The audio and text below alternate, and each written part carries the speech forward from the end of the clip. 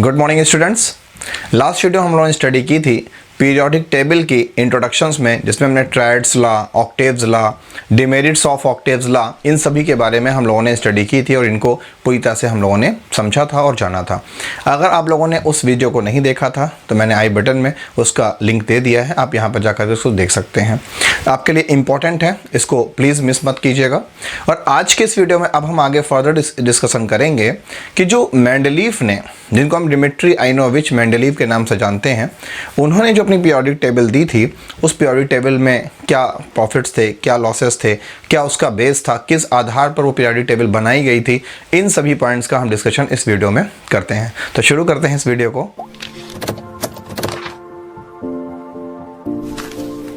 जो Dmitry आइनोविच Mendeleev थे, इनका जन्म हुआ था 8 फरवरी 1834 में और 1907 में यानी 1907 में इनकी डेथ हुई थी। ये एक साइबेरिया के बहुत ही नॉर्मल फैमिली में पैदा हुए थे। शुरू में बहुत ही नॉर्मली इनकी लालन पोषण चलता रहा। लिवलीहुड अपनी कंप्लीट करने के बाद जब ये 1961 में इन्होंने एक स्कूल में प्रिंसिपलशिप को संभाला था। ये अपने आप में एक इन्वेंटर भी थे, हमेशा इनका मन इन्वेंशन में लगा रहता था। तो इनके मन में बात आई कि जो भी एलिमेंट्स हैं उस टाइम तक known, near about 63 elements known थे, इन एलिमेंट्स को स्टडी के लिए कैसे हम सुटेबल ढंग से अरेंज करें। इस प्रॉब्लम को सॉल्व करने के लिए इन्होंने एक पीरियोडिक टेबल का इन्वेंशन किया था, जिसके लिए इनको नोबेल प्राइज़ भी दिया गया था 1906 में, इनके मृत्यु से यानी इनके डेथ से बिफोर 1 ईयर, 1 साल पहले। और इसके बाद इनका जो पीरियोडिक टेबल था, इसने एक रेवोल्यूशन को जन्म दिया। वो रिवोल्यूशन था कि जिस आज मॉडर्न पीरियोडिक टेबल की हम स्टडी करते हैं, उसका बेस, उसकी नींव इन्होंने ही रखी थी।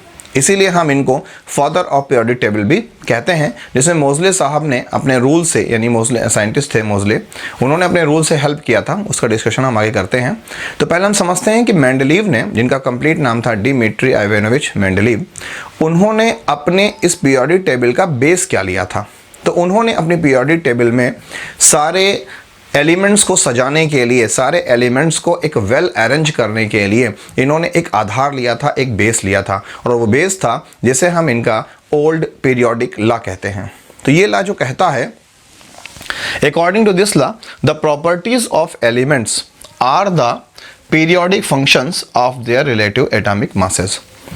इसी रूल को हम सेकंड फॉर्म में इस तरह कह सकते हैं कि the physical and chemical properties of the elements depends upon their atomic masses. यानी कि किसी भी एलिमेंट का जो भी फिजिकल या केमिकल प्रॉपर्टी होगी, वो उसके एटॉमिक मास पर, यानी हिंदी में परमाणु भार पर निर्भर करती है। अगर इसी डेफिनेशन को हम हिंदी में कहें तो किसी भी तत्व का जो परमाणु भार होता है, वही उसके भौतिक एवं रासायनिक गुणों के लिए जिम्मेदार होता है। और मेंडलीव ने अपनी जो पीरियोडिक टेबल बनाई थी, आवर्त सारणी बनाई थी, उसमें इन्होंने एलिमेंट्स को परमाणु भार के आधार पर ही रखा भी था। यानी जिसका परमाणु भार यानी एटॉमिक मास 1 है, वो पहले एटॉमिक मास 2, 3, 4, 5, 6, 7, 8, 9, 10, इस तरह से इन्होंने उस सीरीज़ में ऐसे वर्टिकल कॉलम्स में और हॉरिजॉन्टल रोज में चीज़ों को, यानी एलिमेंट्स को अरेंज किया था।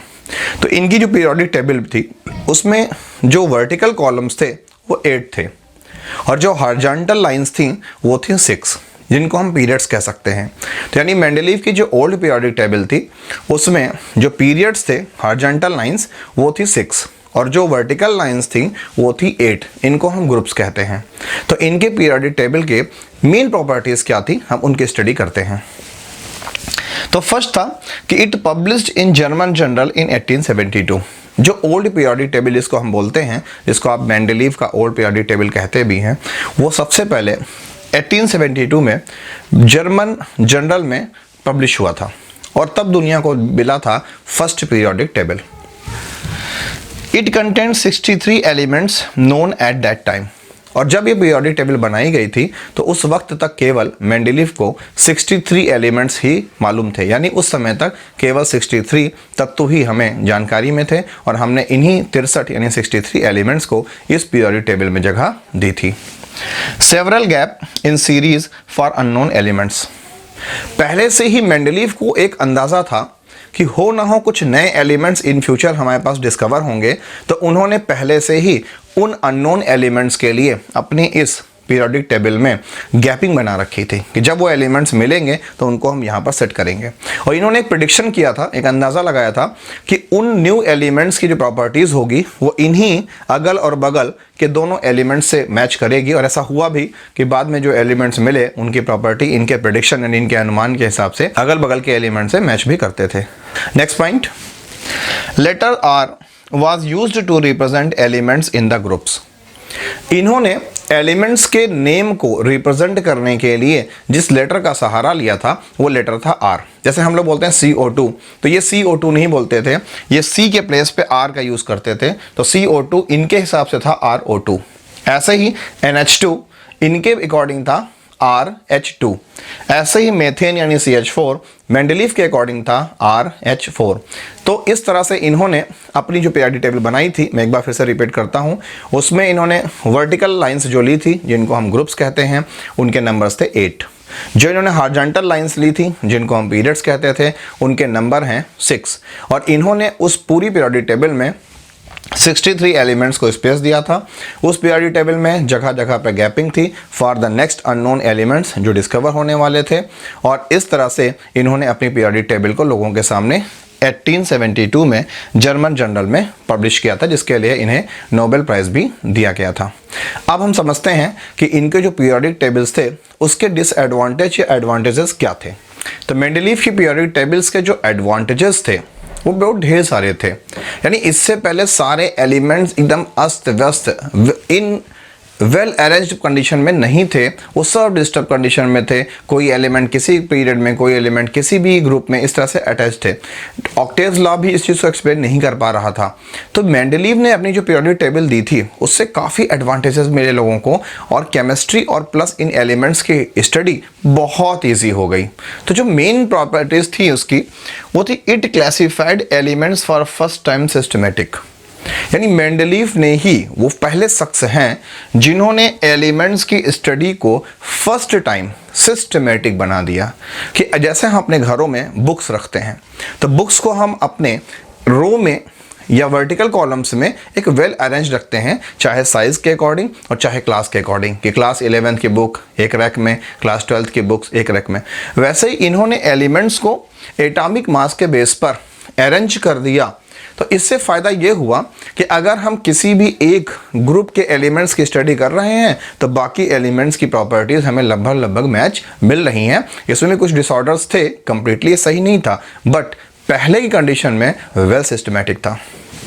Next point, lighter masses were firstly and heavier elements then.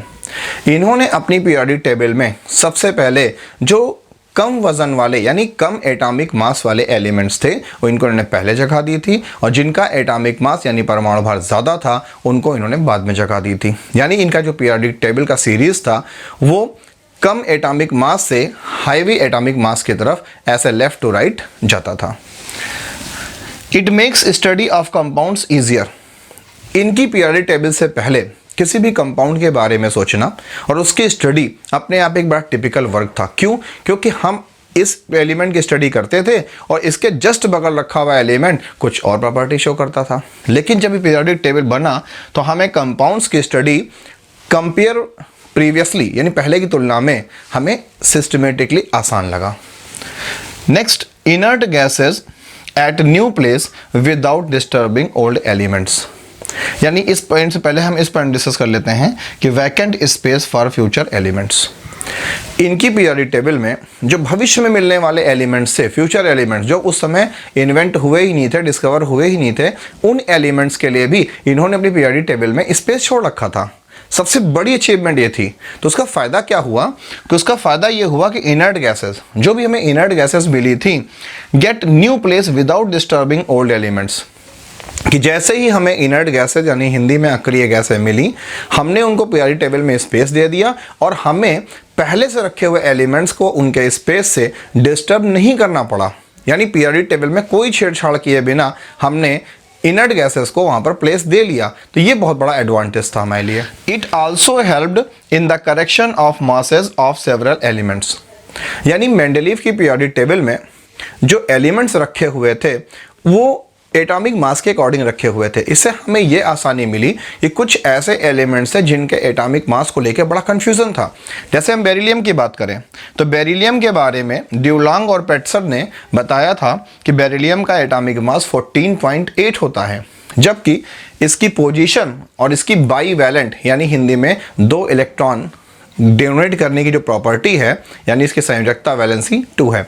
तो इसकी वैलेंसी के अकॉर्डिंग मेंडलीफ ने पाया कि इसका जो एटॉमिक मास है वो 9 है, और सच में इसका एटॉमिक मास 9 आज तक हम लोग मानते भी चले आ रहे हैं। तो इस तरह से जो मेंडलीफ की पीरियोडिक टेबल थी उससे हमें ये आसानी मिली कि हम एलिमेंट्स को उनका सही एटॉमिक मास दे पाए। तो इस तरह से मेंडलीफ ने अपनी ओल्ड पीरियोडिक टेबल को लोगों के सामने रिप्रेजेंट किया था, जिसके लिए उन्हें नोबेल प्राइज़ दिया गया था। और साथ ही इनके इस पीरियोडिक टेबल में एलिमेंट्स को रखने का जो बेस था वो था on the basis of atomic mass, यानी परमाणु भार के आधार पर इनकी इस पीरियोडिक टेबल में एलिमेंट्स को रखा गया था। तो मेंडलीफ की जो पीरियोडिक टेबल थी उसके अकॉर्डिंग हमें बहुत सहूलियत मिली, बहुत ही सिस्टमेटिक स्टडी होने लगी एलिमेंट्स की, बट उसके साथ ही कुछ लिमिटेशंस और कुछ डिसएडवांटेजेस के हम लोग फेस करने लगे, और वो प्रॉब्लम हमारे सामने आकर खड़ी हो गई, जिसका मेंडलीफ की जो ओल्ड पीरियोडिक टेबल थी उसमें कहीं दूर दूर तक कोई भी जवाब, कोई भी रिप्लाई नहीं थी। और जो फर्स्ट लिमिटेशन थी वो थी hydrogen has placed in 2 groups.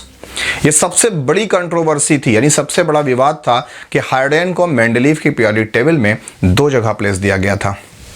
First group में विद द एल्कली मेटल्स, और लास्ट में जो भी इनर्ट गैसेस थी उनसे पहले क्लोरीन था, यानी क्लोरीन जो फैमिली थी उसके साथ उसको प्लेस दिया गया। जबकि किसी भी एक एलिमेंट के 2 प्लेसेस नहीं हो सकते, तो पहली प्रॉब्लम ये सामने आई थी।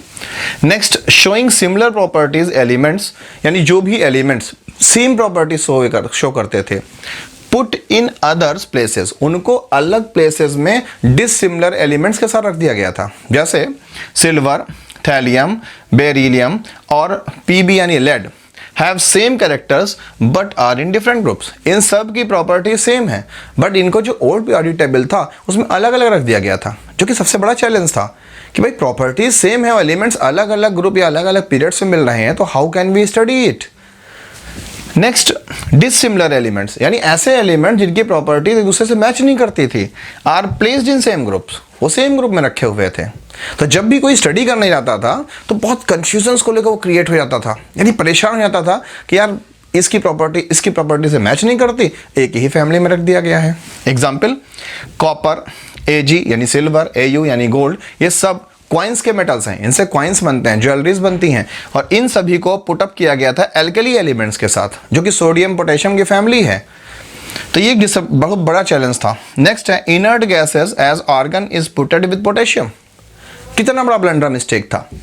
आर्गन एक इनर्ट गैस है जो कंप्लीटली इनएक्टिव है, किसी भी तरह से कोई रिएक्शन नहीं करती, क्योंकि इनर्ट गैसेस का आउटर मोस्ट ऑर्बिटल यानी बाह्यतम कक्षा कंप्लीटली इलेक्ट्रॉन से फिल्ड होती है। इनके आउटर मोस्ट ऑर्बिटल में 8 इलेक्ट्रॉन होते हैं, और पोटेशियम का जो आउटर मोस्ट ऑर्बिटल होता है वैकेंट होता है, यानी खाली होता है। इसकी बाह्यतम कक्षा में 1 इलेक्ट्रॉन होते हैं।